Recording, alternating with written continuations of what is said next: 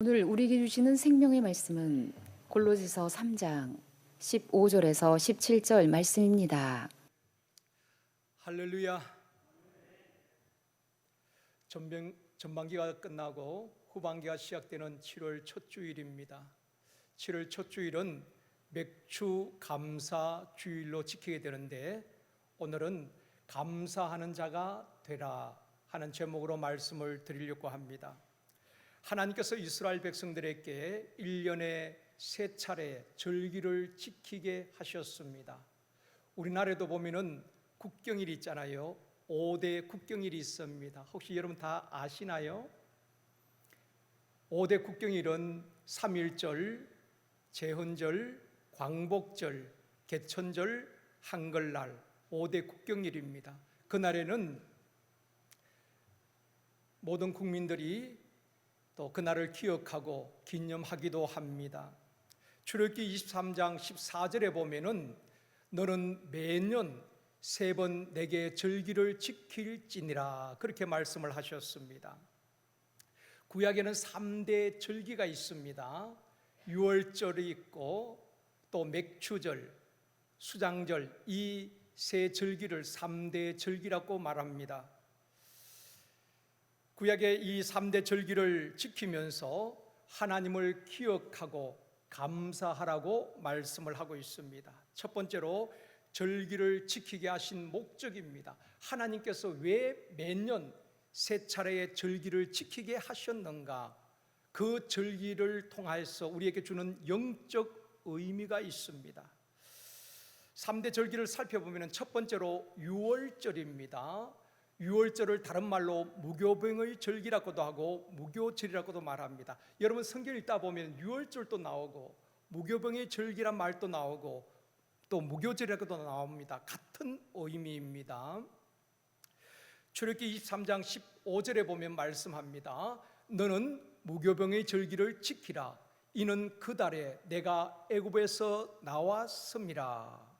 유월절의 의미는 무엇인가 하면은 이스라엘 백성들이 애굽에서 430년 동안 노예 생활을 합니다. 그들의 부르짖음을 들으시고 하나님께서 애굽에서 해방을 시켰습니다. 애굽에서 종살이하는 그들을 구원해 주셨습니다. 그것이 바로 유월절입니다. 우리나라가 8.15 광복절을 지키잖아요. 나라가 해방된 것을 기념하면서 광복절을 지키듯이 이스라엘 백성들은 해마다 애굽에서 해방된 유월절을 기억하고 지키게 하신 것입니다.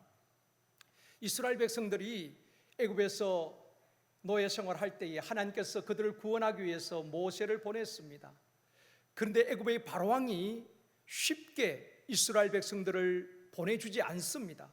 그래서 하나님께서 애굽과 바로왕에게 10가지 재앙을 내리게 됩니다. 이 10가지 재앙은 애굽의 신들을 심판하는 것입니다. 마지막 10번째 재앙이 사람과 짐승의 모든 처음 난 것, 초태생이 죽게 되는 장자의 죽음이었습니다.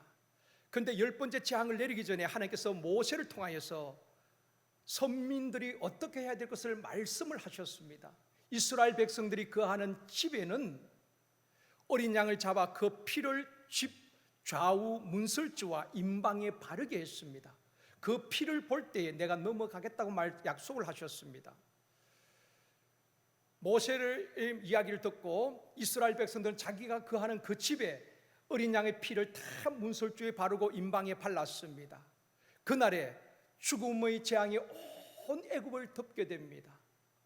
피가 없는 집에는 그 사망의 권세가 들어가서 사람이든 짐승이든 처음 난 것은 다 죽게 됩니다.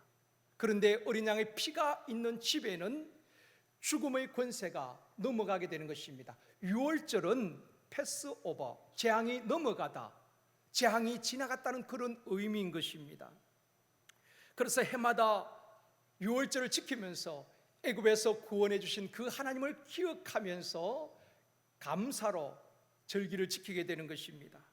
또한 죽음의 재앙이 임하지 아니하고 넘어가게 하신 하나님께 감사함으로 유월절 절기를 매년 지키게 됩니다. 유월절에는 흩어져 있던 유대인들이 다 예루살렘에 와서 절기를 지킵니다. 있는 처소에서 지키는 것이 아니라 예루살렘에 다 와서 절기를 지킵니다. 그래서 신약에 보면은 예수님이 유월절을 지키기 위해서 12살 때 예루살렘에 올라오셨다가 그 부모들이 예수님을 잃어버리게 되지요. 유월절은 다 예루살렘에 올라와서 지키게 되어 있었습니다. 이 유월절의 어린 양은 예수 그리스도를 예표하는 것입니다. 그래서 세례요한은 예수님을 보고 뭐라고 말합니까? 보라, 세상 죄를 지고 가는 하나님의 어린 양이로다. 그렇게 세례요한은 예수님을 보고 이야기합니다. 사랑하는 성도 여러분, 어린 양의 피가 있는 집에는 그 피를 보고 죽음의 재앙이 넘어갔듯이 우리를 죄와 사망 모든 저주에서 구원한 것은 오직 보배로운 예수 그리스도의 피로 저와 여러분의 죄 사함 받고 구원받은 줄 믿습니다. 예수 믿지 않는 사람들은 자동차에도 부적을 끼워 넣기도 하고 또 집에 방마다 부적을 붙여 놓기도 합니다. 부적을 보고 귀신이 떠나가고 재앙이 물러가는 것 아닙니다. 오직 예수 그리스도의 보혈이 우리를 모든 죄에서 깨끗하게 하실 뿐 아니라 모든 재앙에서 지켜주시는 것입니다. 유월절 어린 양의 피가 있는 집에는 사망의 권세가, 죽음이 패스오버하게 되는 것입니다. 후반기에도 여러분의 가정과 자녀들에게 교회와 사역의 현장에, 여러분의 직장과 사업장 일터에 악한 영들이 떠나가기를 원합니다. 주님의 보혈로 덮어주시기를 원합니다. 각색 질병이 예수 그리스도의 이름 앞에 떠나가기를 원합니다. 그 피가 증거되어 모든 재앙이 우리와 우리 자녀들 가정에서 패스오버하는 넘어가는 역사가 있기를 주님의 이름으로 축원합니다. 그래서 첫 번째 절기는 유월절입니다. 애굽에서 해방된 날을 기억하고 기념하며 지키는 절기였습니다. 두 번째 절기는 맥추절입니다. 맥추절을 다른 말로 칠칠절, 오순절, 초실절이라고도 말합니다. 성경 읽다 보면은 맥추절도 나오고 또 오순절이 나오고 칠칠절, 초실절 나오는데 이게 무슨 절기가 다 다른 것이냐? 아닙니다. 맥추절은 다른 말로 칠칠절, 오순절, 초실절이라고 말합니다. 왜 칠칠절이라고 말하는가 하면은 유월절 이후에 7주간이 지난 후에 지키는 절기라고 해서 칠칠절이라고 말합니다. 7 곱하기 7. 그래서 칠칠절이라고 부르기도 하고 또 유월절 이후에 50일째 되는 날에 지켜지는 것입니다. 그래서 오순절이라고도 말하는 것입니다. 오순절 하면 여러분 생각나는 것이 있죠? 예수님께서 부활하시고 하늘로 올라가시기 전에 사도들에게 그렇게 분부합니다. 너희는 예루살렘을 떠나지 말고 아버지 약속하신 것을 기다리라. 그 약속을 믿고 120명이 마가의 다락방에 모여서 전심으로 기도합니다. 언제 성령이 임했어요? 오순절날 성령이 임하게 되는 것입니다. 그리고 또 초실절이라고도 부릅니다. 초실절이라고 부르는 것은 농사를 지어서 첫 열매를 거두어서 처음 것을 하나님께 드린다고 해서 초실절이라고도 말하는 것입니다. 출애굽기 23장 16절에 보면 말씀합니다. 같이 읽습니다. 맥추절을 지키라. 이는 내가 수고하여 밭에 뿌린 것의 첫 열매를 거둠이니라. 맥추절을 지키는 의미는 가나안 땅에서 씨를 뿌리고 추수를 하고 거둔 처음 것을 하나님 앞에 드리는 절기인 것입니다.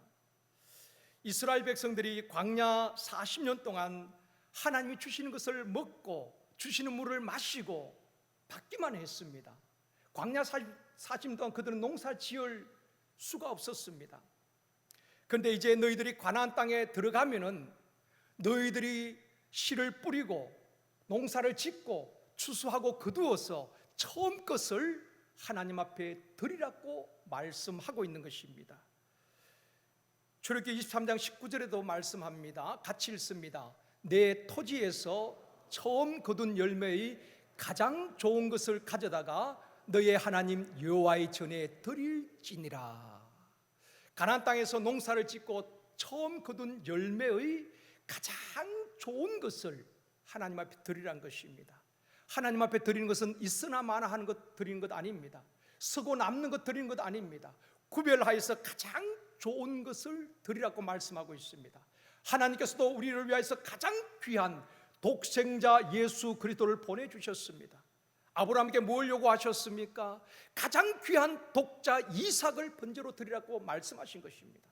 여러분, 하나님 앞에 드리는 것은 그냥 내 쓸 것 다 쓰고 남으면 드리고 남지 않으면 안 드리는 것 아닙니다. 가장 귀한 것을, 처음 것을 구별하여 드리라는 것입니다.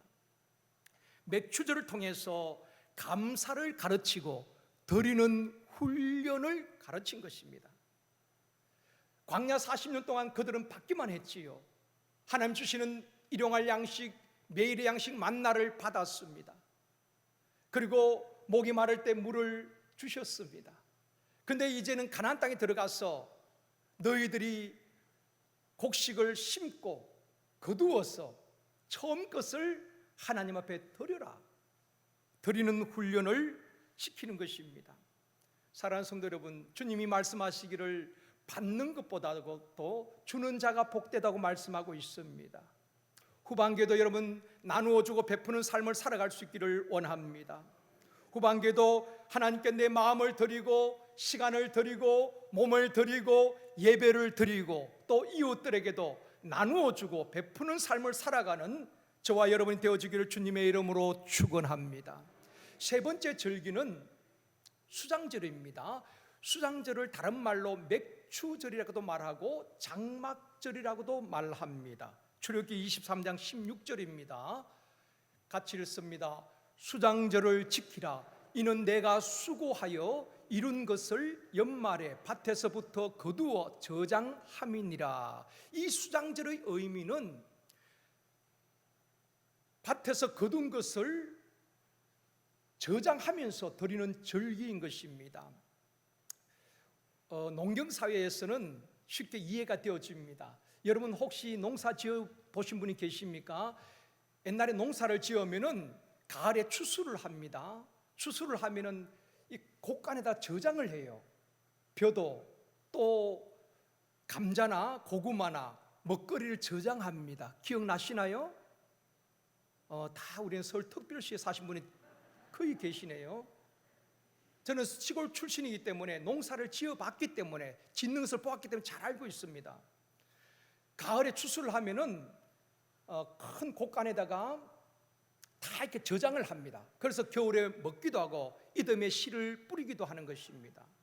바로 수장절은 가을에 추수할 것을 곡간에 저장하면서 추수할 것을 주신 하나님 앞에 감사하는 마음으로 드려지는 절기인 것입니다. 또 이 수장절은 이스라엘 백성들이 광야 40년 생활을 기억하면서 7일간 초막을 짓고 남자들은 초막에서 일주일 동안 생활하는 것입니다. 그래서 초막절이라고도 말하고 장막절이라고도 말하는 것입니다. 꼭 광야가 아니어도 집 근처에도 초막을 짓고 남자들은 일주일 동안 그곳에서 지내면서 우리 조상들이 과거 40년 광야 생활할 때에 이렇게 힘든 초막 생활을 했지, 그걸 기억하면서 초막절을 지키게 되는 것입니다. 이처럼 하나님께서 매년 세 차례의 절기를 지키게 한 것은 하나님을 기억하라는 것입니다. 하나님을 잊지 말고 감사하라는 것입니다.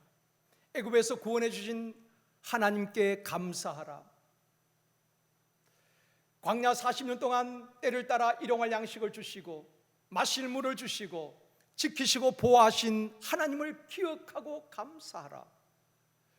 광야 40년을 인도하여서 가나안 땅에 들어가게 하신 그 하나님을 기억하고 감사하라. 때를 따라 햇빛과 비를 주시고 일용할 양식 추수할 것을 거두게 하신 그 하나님을 기억하고 감사하라고 말씀하고 있습니다. 절기를 지키면서 하나님을 기억하고 그 은혜를 기억하고 감사하라는 것입니다. 그러므로 절기를 지키게 하신 목적은 기억하라, 잊지 말라는 것입니다. 믿지 않는 분들이 제사를 지내잖아요. 옛날엔 참 제사를 많이 지냈습니다. 조상들을 위해서 제사를 지냈는데 제사를 왜 지냅니까? 부모님과 조상들의 그 은혜를, 언덕을 기억하고 또 부모와 조상들이 돌아가신 그날을 기억하고 제사를 지내는 것입니다. 만약에 제사를 지내지 않는다면 언제 돌아가셨는지 몇 년 지나면 다 잊어버릴 겁니다. 사람들은 너무 쉽게 잊어버리는 것입니다. 그래서 저는 이 절기를 왜 지키게 하셨는가? 자명종과 같다고 저는 생각합니다. 여러분 밤에 깊이 주무시는데 새벽에 나오실 때 또 아침에 일어나실 때에 자명종 알람을 맞춰 놓으면 따르릉 울립니다. 그 소리를 듣고 여러분 일어나시잖아요. 마찬가지로 우리는 이 복잡한 분주한 세상 가운데 살면서 하나님을 잊어버리고 감사를 잊어버릴 때가 있습니다. 그렇기 때문에 1년에 세 차례 절기를 지키면서 하나님을 기억하고 감사하라는 것입니다. 자명종처럼 따르릉 울리면 잊었던 하나님을 기억하고 또 감사하게 되는 것입니다. 그래서 자명종 같은 역할이다 생각이 되어집니다. 옛말에 은혜는 강물에 새기고 원수는 돌에 새긴다는 말이 있습니다. 내가 받은 은혜, 하나님께 받은 은혜, 부모님께 받은 은혜, 또 성도들이나 이웃들에게 받은 은혜는 쉽게 시간이 지나면 잊어버린다는 것입니다. 그러나 내가 받은 상처나 섭섭한 마음들은 쉽게 잊지 아니하고 오래 기억하고 마음에 담아두고 본인도 힘들어하고 또 주변 사람을 힘들어할 할 때가 많이 있습니다. 사랑하는 성도 여러분, 성경에 보면은 잊으라고 하는 말씀이 있는가 하면은 잊지 말라, 기억하라는 말씀이 있습니다. 특히 모세오경에 보면은 너는 잊지 말라, 기억하라, 기억하라, 기억하라 하는 말씀들이 많이 있습니다. 너는 광야 40년을 걸었던 것을 기억하라, 기억하라는 말씀이 있고 또 잊어버리라는 말씀이 있습니다. 우리가 잊어버려야 될 것은 잊어버려야 합니다. 또한 잊지 말고 기억해야 될 것은 꼭 기억해야 되는 것입니다. 그런데 많은 분들이 이게 뒤바뀌어 버린 것입니다. 잊어버려야 될 것은 잊지 아니하고 또 잊지 말아야 될 것은 너무 쉽게 잊어버린다는 것입니다. 우리가 무엇을 잊지 말아야 될까요? 시편 50편 22절에 보면 말씀합니다. 같이 읽습니다. 하나님을 잊어버린 너희여 이제 이를 생각하라. 그렇지 아니하면 내가 너희를 찢으리니 건질 자 없으리라. 하나님을 잊어버린 너희여, 그렇게 말씀하고 있습니다. 하나님을 잊지 말아야 되는데 하나님을 잊어버렸다는 것입니다. 여기서 하나님을 잊어버렸다는 것은 두 가지 의미입니다. 하나는 하나님 자체를 잊어버렸다는 말일 수도 있고 또 하나는 감사를 잊어버렸다는 것입니다. 감사를 잊어버린 너희여, 그 다음 절에 보면 말씀하고 있습니다. 같이 읽습니다. 감사로 제사를 드리는 자가 나를 영화롭게 하나니 그의 행위를 옳게 하는 자에게 내가 하나님의 구원을 보이리라. 이 말은 감사를 잊어버린 너희여 내가 너희를 찢으리니 건질 자가 없으리로다. 그러나 감사로 하나님께 제사 드린 자는 나를 영화롭게 하나니 내가 저를 구원하리라고 말씀하고 있습니다. 사랑하는 성도 여러분, 우리가 안 좋은 기억들, 상처받은 것들, 그런 안 좋은 기억들은 잊어버려야 합니다. 그런가 하면은 잊지 말아야 될 것은 하나님의 은혜를 잊지 아니하고 부모님의 은혜를 잊지 아니하고 내가 도움받았던 그 누군가의 은혜를 잊지 아니하는 저와 여러분이 되어지기를 원합니다. 2차 세계대전 때 유대인 600만 명이 죽었습니다. 어디로 끌려가는지도 모르고 가스실로 들어가서 고통 가운데 죽었습니다. 유대인들은 지금도 아이들이 3살, 4살 되면은 인지 능력이 발달할 때쯤 되어지면은 부모들이 그 자녀들에게 교육을 합니다. 그 조상들이 가스실로 끌려가서 죽는 그 사진들을 아이들에게, 어린 아이에게 보여주면서 이런 고난을 당했다, 사건에 대해서 가감없이 그대로 가르쳐 줍니다. 그러면서 용서는 하되 잊지는 말자, 그렇게 가르치는 거예요. 여러분, 유대인의 저력이 어디서 나오는가? 지금 또 유대인들 소수민족 아닙니까? 근데 전 세계 정치, 경제, 교육, 예술 모든 분야에 유대인의 영향은 지대합니다. 유대인들의 힘과 저력은 가정교육에서 나오는 것입니다. 유대인들은 어릴 때부터 철저한 성경 교육, 토라 교육을 합니다. 그리고 그들의 역사를 가르치는 것입니다. 우리가 이런 고난의 역사가 있다, 잊지 말아라. 그리고 나라의 소중함을 가르치는 것입니다. 이게 유대인의 저력입니다. 여러분, 코로나로 인해서 많은 교단이나 기관에서 대안을 내놓고 있습니다. 포스트 코로나에 어떻게 대비할 것인가? 저는 많은 대안들을 보면서 때로는 현실 적용 불가능한 대안들이 너무 많아요. 저는 개인적으로 하나님, 앞으로 코로나 이후에 장기전에 어떻게 교회가 대응해야 되며 또 그 이후에 교회가 어떻게 해야 될까요? 늘 제가 묻고 묵상하는 가운데에 제 나름대로 얻은 해답은 본질로 돌아가야 된다는 것입니다. 본질. 어려울 때일수록, 위기일 때일수록 기본으로 돌아가야 하는 것입니다. 그래서 저는 가장 확실한 대안은 현장 예배든 또한 가정에서 부모로부터 그 교육이 이루어져야 된다고 저는 확신합니다. 왜냐하면 오늘날 어릴 때에 초등학교, 중학교 때 믿음 좋았던 학생들이 대학교 또 사회를 진출하면 다 믿음의 자리에서 떠나는 경우가 너무 많습니다. 너무 안타까운 현실이에요. 왜 이런 일이 일어나는가? 유대인이나 우리나라 교육열은 대단합니다. 한 가지 차이점은 유대인들은 가정에서 철저하게 교육을 시킵니다. 신앙교육과 역사교육을 시킨다 이 말입니다. 그런데 우리는 아이들을 좋은 대학에 보내기 위해서, 입시를 위해서 모든 열정을 쏟지만은 신앙교육이나 역사교육은 가정에서 안 이루어지는 것입니다. 바꿔 말하면 부모들의 역사성이 부족하다는 것입니다. 그러니까 그 학생들이 교회에서 신앙교육 다 할 수가 없습니다. 가장 좋은 것은 가정에서 이 교육이 이루어져야 되는데 우리 한국교회 현실은 그렇지 못하는 것입니다. 그래서 저는 가장 기본, 본질이 무엇인가? 가정 예배를 회복해야 된다는 것입니다. 여러분 동의 안 하셔도 저는 그게 본질이라고 생각합니다. 초대교회 보면은 성전에 모이기를 힘쓰고 가정에서 떡을 떼면서 그들이 말씀을 나누고 교제하는 것입니다. 가장 좋은 교육은 가정에서 우리 자녀들, 손자들 앉혀놓고 내가 믿는 그 하나님을 이야기해주고 가정 예배를 통하여서 그들의 신앙을 지키게 하고 또한 역사성을 가르쳐 주어야 되는 것입니다. 저도 어릴 때 기억입니다마는 늘 가정 예배를 드렸어요. 그때는 참 힘들었어요. 내일이 시험인데 공부해야 되잖아요. 어김없이 식사 끝나면 딱 정해진 시간이 있었습니다. 예배 드리자 하면 성령 찬송을 가지고 다 가족들이 모입니다. 아버님이 인도하시든 어머님이 인도하시든 돌아가면서 인도하면서 기도도 대표를 하고 성경도 몇 장씩 읽어요. 그리고 신학도 전공하지 않은 아버님이나 어머님이 설교를 하시는 것입니다. 참 지루했거든요. 그런데도 지나고 보니까 그 신앙의 뿌리가 그때 다 뿌리를 내리는 것입니다. 여러분 지금도 아름다운 추억으로 남아 있습니다.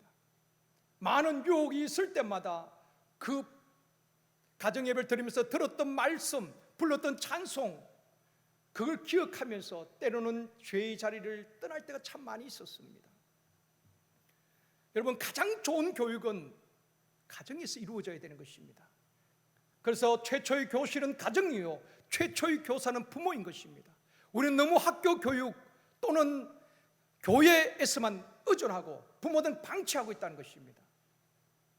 가정과 학교, 교회 세 기관이 연합해서 다음 세대를 교육해야 된다고 저는 확실하게 믿습니다. 그렇지 않으면 인물을 키워낼 수가 없어요. 어느 한 기관에서는 감당하기 힘들다는 것입니다. 그래서 우리가 바른 신앙관, 바른 역사관을 가지고 교육을 해야 하는 것입니다. 그것이 유대인들의 교육법인 것입니다. 일본의 나가시티에 가면은 원폭 박물관이 있습니다. 저는 직접 가보지는 못했습니다. 꼭 한번 가보고 싶은 곳이 그곳입니다. 인터넷으로만 봤는데요, 그 원폭 박물관 다녀오신 목사님의 이야기를 들었습니다. 그분이 하신 말씀이 일본에 대해서 좋지 않는 감정을 갖고 있는 사람들도, 일본을 싫어하는 사람들도 그 원폭 박물관을 가보면은 다시는 이 땅에, 이 지구촌에 이런 비극이 일어나서는 안 된다고 하는 경각심을 갖게 된다는 것입니다. 그 참혹한 광경을 쭉 사진으로 보여주는 것입니다. 원폭이 얼마나 그 피해를 입은 그 사진을 보면서 다시는 이 땅에 이런 비참한 일이, 비극적인 일이 일어나서는 안 된다는 경각심을 갖게 된다는 것입니다. 독일과 일본은 전범 국가인 것입니다. 전범 국가임에도 불구하고 그들은 박물관을 만들어서 다시는 이런 일이 이 땅에서, 우리나라에서 일어나서는 안 된다는 것을 후손들에게 가르치고 역사를 가르치는 것입니다. 여러분, 우리나라는 역사를 보면 수많은 외침을 받았습니다. 외부로부터 얼마나 많은 침략을 받았습니까? 특히 동족 간의 유교란 전쟁을 겪은 나라입니다. 폐허 속에서 일어난 나라가 아닙니까? 나라가 얼마나 소중한가를 우리가 알아야 되는 것입니다. 다음 세대 그걸 가르쳐줘야 하는 것입니다. 6.25 전쟁 때 남한에 200만 명, 북한에 250만 명, 또 수많은 외국 군인들, 이 땅에 피를 흘렸습니다. 한반도 전체가 피로 물들였던 우리나라인 것입니다. 올해 6.25 70주년입니다. 10년 전 2010년 60주년 때 설문조사를 했어요. 어떤 조사를 했는가 하면은 6.25 전쟁의 책임이 누구에게 있는가? 이 질문에 대해서 56% 정도가 북한이라고 말하고 나머지는 미국이나 다른 원인도 있다고 말했습니다. 또 6.25는 북한이 남침한 것이다. 85%. 반대로 북침한 것이라고 대답한 사람이 15%라고 말합니다. 전후 세대들은 이 6.25 전쟁에 대해서 잘 모르는 것입니다. 그리고 화천에 있는 어느 고등학교에서는 낙동강 전투에 대해서 이야기하면서 낙동강이 어디 있는지 물었더니만 북한에 있다고 상당한 학생들이 대답을 했다는 것입니다. 마지막 낙동강 전투에서 연합군들이 얼마나 많은 피를 쏟았습니까? 이 나라를 지키기 위해서 말입니다. 또한 6.25는 어느 나라와의 전쟁인가? 이 질문에 있어서 학생들이, 특히 청소년들이 일본과의 전쟁으로 대답한 학생들도 꽤나 많이 있었다고 말합니다. 전쟁 불감증, 역사의식 결여증이 이 나라에 팽배한 것입니다. 6.25 올해가 70주년입니다. 그래서 6.25를 잊혀진 전쟁이라고 말합니다. 사람들의 기억 속에서 잊혀져 가는 것입니다. 지금 우리 대한민국 이렇게 잘 사는 것만 기억하지 그 피를 흘리면서 이 나라를 지켜온 우리 순국 선조들에 대해서는 기억하지 않습니다. 역사가 없는 나라는 흥할 수가 없습니다. 여러분, 아프리카 같은 데 부족들은 무슨 역사가 있겠습니까? 선진국은 역사가 있습니다. 우리는 기억해야 합니다. 세계 유일의 분단 국가로 전쟁이 끝난 것이 아니라 휴전인 것입니다. 언제든지 일어날 수 있다는 위험성을 안고 있는 것이 우리 한반도인 것입니다. 그래서 나라와 민족을 위해서도 기도해야 하고 더 좋은 나라를 후손들에게 물려줘야 할 책임이 우리 세대에 있는 것 아니겠습니까? 저를 포함해서 70세 이상 이하된 분들은 전후 세대들입니다. 전쟁을 겪지 않았습니다. 전쟁의 참혹함을 모르는 것입니다. 우리는 바른 역사관, 국가관, 안보관을 가져야 하는 것입니다. 그리고 자녀들과 다음 세대들에게 바르게 가르쳐줘야 되는 것입니다. 정권 따라 바뀌어진 역사관이 아닙니다. 정치인들도 바른 역사관을 가져야 되는 것입니다. 사실을 사실대로 말할 수 있어야 되는 것입니다. 정권 따라서 자기에게 유리한 역사를 왜곡시켜서는 안 되는 것입니다. 바른 역사관을 우리가 알고 다음 세대의 바른 역사를 가르쳐 주어야 하는 것입니다. 저는 용산에 있는 전쟁 기념관을 가봅니다. 거기 보면 6.25 전쟁에 대해서 어느 나라가 파병이 되었고 어떤 나라로부터 도움을 받았고 얼마나 많은 군인들이 숨졌는지, 이 나라를 지키기 위해서 얼마나 많은 피해가 있었는지 전쟁 기념관에 볼 수가 있습니다. 여러분 그곳에 가서 보시고 자녀들 놀이공원만 데려가는 것이 아니라 그런 곳에 가셔서 우리의 역사를, 우리 대한민국이 어떻게 세워졌는가를 가르쳐 줘야 하는 것입니다. 그것이 부모들이 해야 할 일이고 우리 세대가 다음 세대에게 해야 될 일이라고 저는 생각합니다. 오늘날 젊은 세대들은 그런 역사성이 없습니다. 신앙에서도 역사성이 없어요. 할아버지가 섬겼던 그 하나님, 부모가 섬기고 그 자녀들이 섬기고 신앙의 역사성, 신앙의 계보가 이어져 가야 되는데 단절되어 버린 것입니다. 그래서 믿음 좋은 중직자 자녀들 믿음에서 다 떠나가고 있는 것입니다. 신앙의 역사성이 없어서 그런 것입니다. 우리는 바른 역사관을 가지고 또한 후손들에게 가르쳐 주어야 하는 것입니다. 하나님께서 절기를 지키게 하신 것은 하나님이 어떤 분이신가, 또 신앙의 역사성을 잊어버리지 말고 기억하라는 것입니다.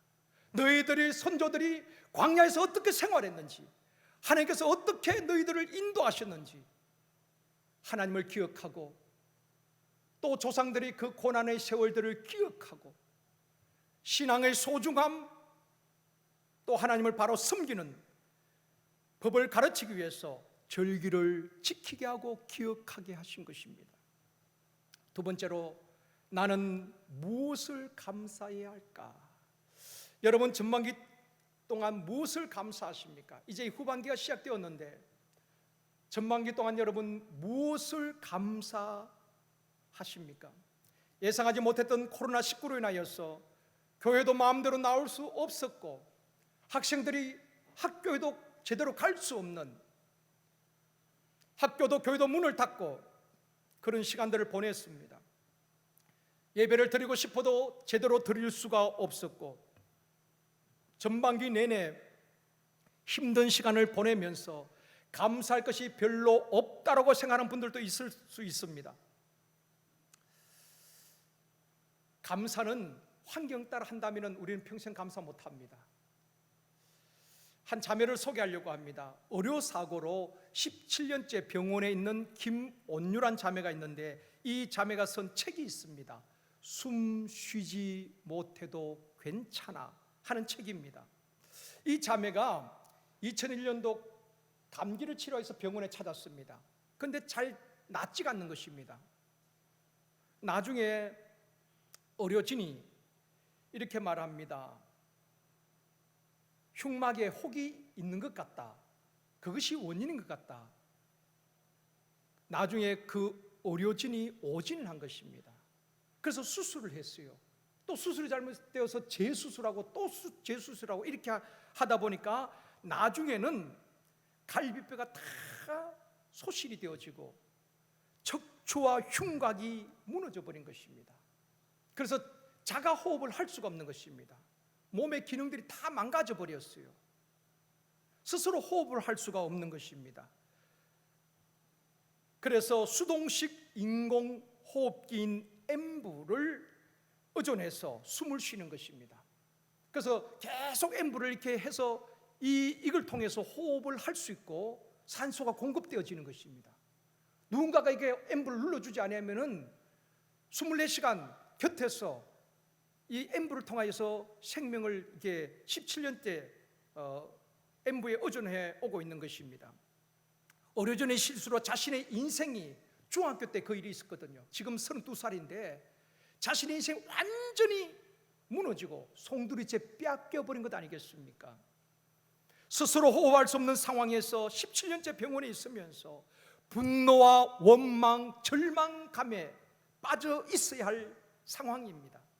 그런데 이 자매는요, 하나님의 은혜를 이야기합니다. 감사를 이야기합니다. 그 침상에서도 말할 수 없는 기쁨을 이야기합니다. 그런 힘이 어디에서 나오는가? 신앙의 힘이었다고 고백하고 있습니다.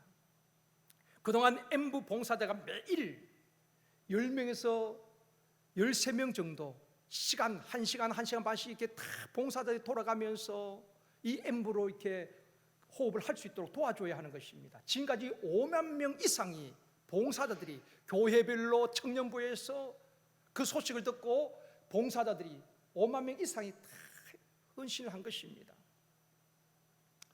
그런데 이 자매는 그 책에서 그들에게 감사와 고마움을 표현하면서 책 제목처럼 숨 쉬지 못해도 괜찮아, 내가 살아있다는 그 자체가 생명 있음이 감사하다는 것입니다. 그리고 5만 명 이상 되는 그 봉사들을 만나면서 그들의 신앙 간증을 듣고 또 자신의 신앙 간증을 이야기하고 수많은 사람들이 봉사자들이 오히려 감동을 받는다는 것입니다.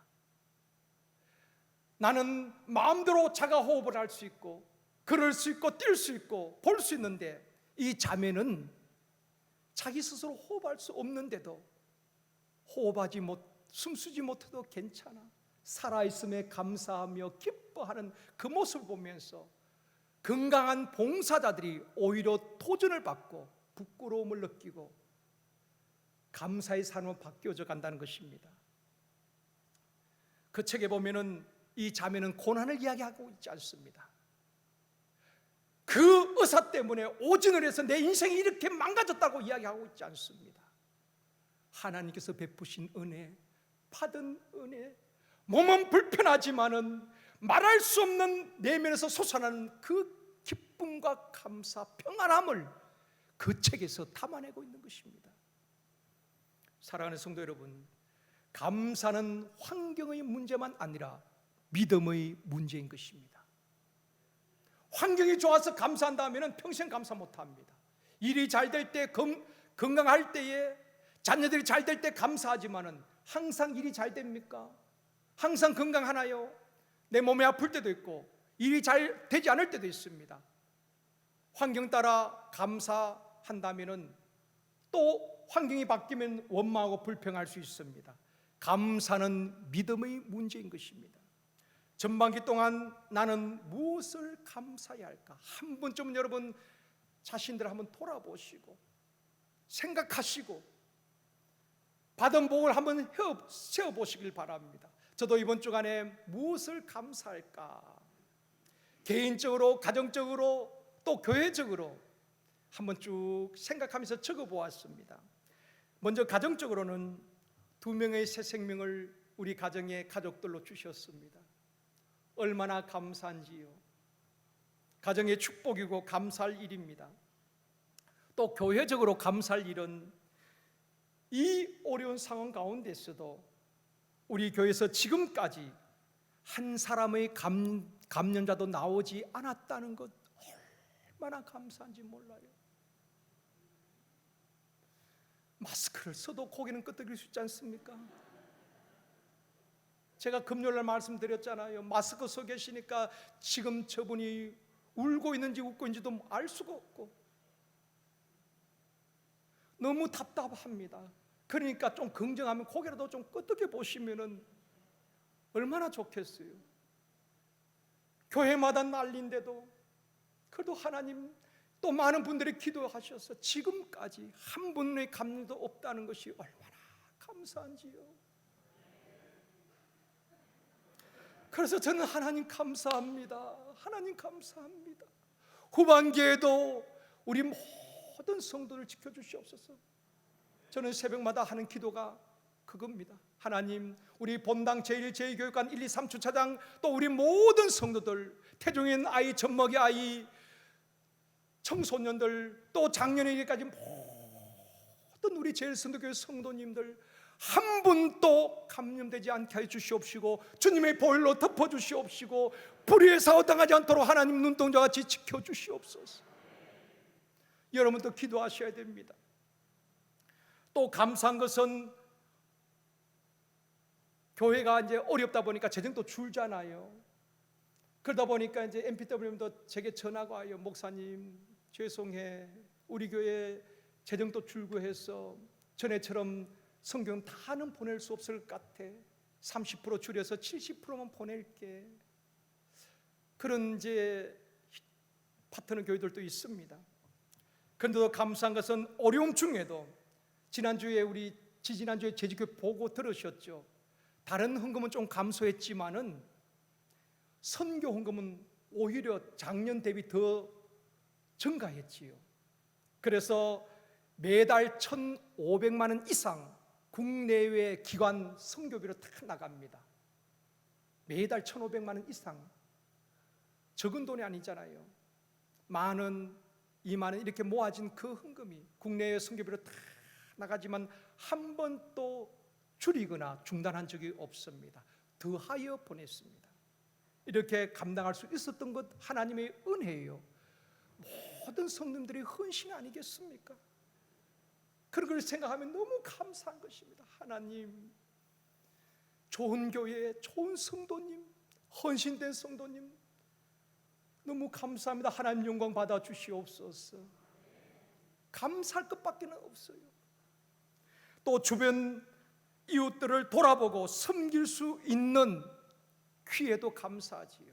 여러분의 헌신을 인해서 이 지역의 주변에 있는 이웃들에게 라면 한 박스씩 한 3, 4주째 지금 돌리고 있습니다. 가서 여러분의 사랑을 전달하고 있습니다. 돌아보면은 모든 것이 감사할 것입니다. 우리가 감사하지 못하는 이유가 무엇일까요? 인간의 죄성 때문에 그런 것입니다. 죄로 하나님과 관계가 깨어지고 타락한 인간은 끝없이 욕심과 욕망에 사로잡혀 살아가는 것입니다. 그래서 감사할 수 없는 것입니다. 우리 속에 욕심과 탐욕, 시기와 질투, 원망과 불평 이런 것들이 가득하기 때문에 만족함이 없고 감사할 수 없는 것입니다. 우리 속에 있는 죄성은 계속 불평하게 만드는 것입니다. 그러므로 죄성이 해결되지 않으면 많이 가져도, 좋은 집에 살아도, 좋은 차를 타고 다녀도, 우리가 볼 때는 많은 것을 가졌음에도 불구하고 늘 원망하고 불평하고 불행한 삶을 살아가는 것입니다. 그러나 영성을 가지고 있으면 어려움 속에서도 감사하고 없는 중에도 감사하게 되는 것입니다. 바울이 그런 사람이었어요. 빌립보서 4장 12절에 보면 말씀합니다. 같이 읽습니다. 내가 비천에 처할 줄도 알고 풍부에 처할 줄도 알아. 모든 일에 배부름과 배고픔과 풍부와 궁핍에도 처할 줄 아는 일체의 비결을 배웠노라. 감사는 배부를 때만 하는 것 아닙니다. 잘 될 때만 하는 것 아닙니다. 바울은 가난할지라도 비굴하지 않았고 풍부할지라도 교만하지 않았고 일체의 비결을 배웠다고 고백하고 있는 것입니다. 영성이 깊어져 간다는 것은 죄성이 약화된다는 말인 것입니다. 죄가 내 안에서 작동하지 못하는 것입니다. 죄의 지배를 받는 것이 아니라 영성 있는 사람은 내 속에 있는 죄성이 약해지고 상대적으로 성령의 통치를 받는 것입니다. 영성이 깊은 사람은, 성령의 지배를 받는 사람은 어떤 상황에서도 감사하는 사람이 되어지는 것입니다. 오늘 본문에 보면 감사하는 자가 되라 하는 것은 환경을 따라 감사하는 것이 아니라 성령의 지배를 받고 성령의 통치를 받으면 항상 주 안에서 기뻐하고 쉬지 말고 기도하고 범사에 감사하며 하나님의 뜻을 따라 살아가게 되는 것입니다. 사랑하는 성도 여러분, 어려움 중에도 주 안에서 항상 기뻐하고 쉬지 말고 기도하고 범사에 감사하며 하나님의 뜻을 따라 살아가는 저와 여러분이 되어주길 주님의 이름으로 축원합니다. 마지막 세 번째로 후반기에는 이렇게 삽시다. 어떻게 해요? 감사는 업되어지고 원망과 불평은 다운되어져야 하는 것입니다. 한번 실습해 보겠습니다. 제가 감사는 하면 여러분 업 하시면 되고요, 원망과 불평을 하면 여러분 다운 이렇게 하시면 되겠습니다. 그렇게 후반기는 그렇게 살아봅시다.